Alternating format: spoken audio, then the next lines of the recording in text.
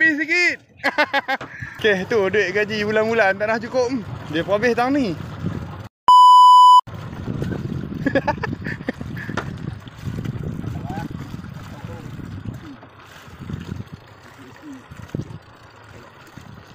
Kaisi bah. Seh elok ni, masya-Allah. Seh elok. Allahu akbar. 5 6 7.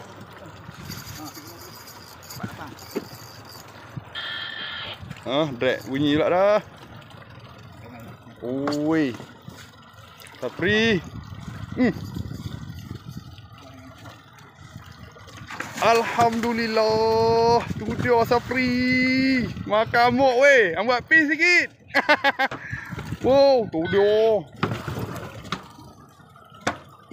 Sat, tekong tak boleh cakap weh. Tekong tak boleh cakap weh.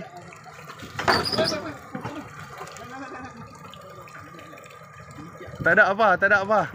Tak ada apa. Jaga throttle boot. Tuduh.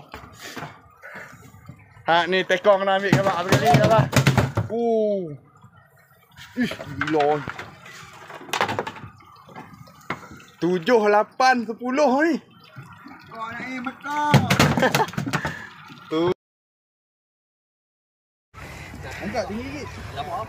Afan tak apa. Jerit, tak gumpau dah. Okey dah, tengok nak empat ni. Okey dah. Tu dia. Pi 2 orang dah. Dapat gorgon. Sini orang.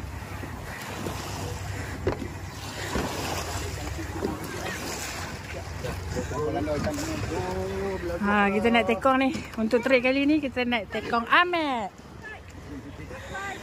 So untuk trip kali ni kami main 3 family. 2 family. Yang bini-bini semua stay dekat pulau, stay back dekat pulau. Tapi yang geng-geng mengai depa nak ke tengah laut lah. So kalau hampa nak pergi juga boleh contact tu tekong Ahmed. Mana?